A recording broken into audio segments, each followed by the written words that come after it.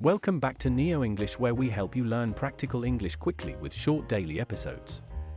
Today we talk about a recent news story headlined 3 Killed in Latest US Strike on Alleged Drug Boat in Caribbean.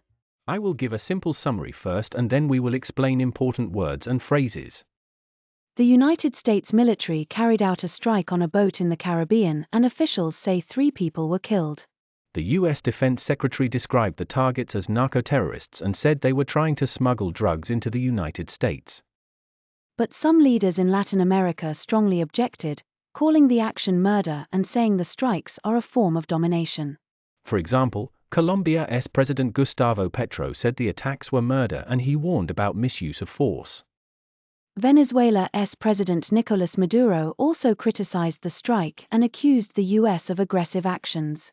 Now let us explain the main words from this story so you can use them in conversation.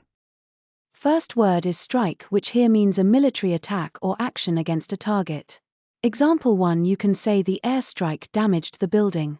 Example 2, you can say the Navy launched a strike against the ship. Next word is alleged, which means something is claimed but not proven. Example 1, the alleged thief was arrested but not convicted.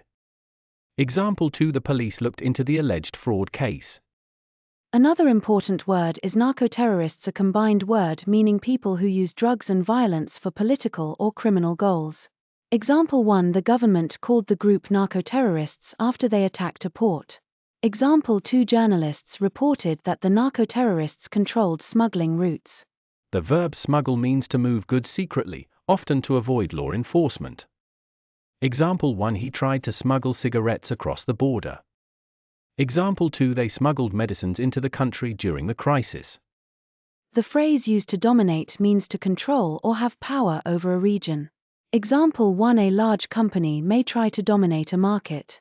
Example 2, some countries fear another country will dominate their region. Now a short background to help you understand why this story matters. Drug smuggling in the Caribbean is a long-term problem and many countries work together to stop shipments to the United States.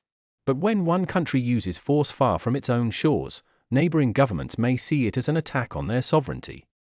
That is why Colombia and Venezuela reacted strongly and why international rules and investigations are important.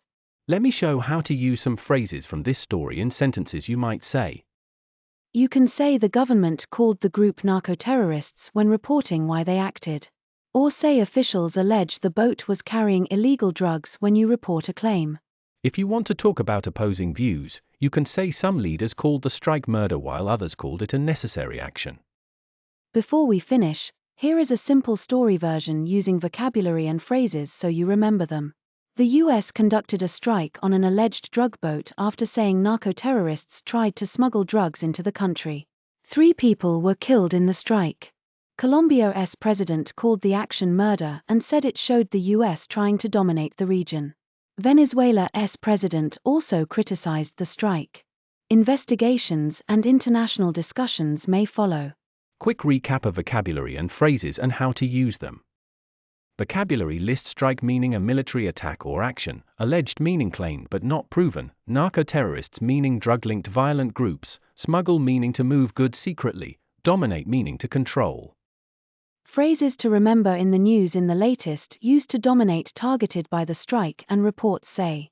Use in the latest when you talk about recent events, for example in the latest update, police found new evidence. That's all for today's Neo-English episode about the Caribbean strike and the reactions around it. If you don't want to miss our daily news and lessons, you can subscribe to Neo-English for a new short episode every day. Thanks for listening, and practice these words with a friend or write short sentences to remember them. See you tomorrow for another episode where we explain more current events in simple English.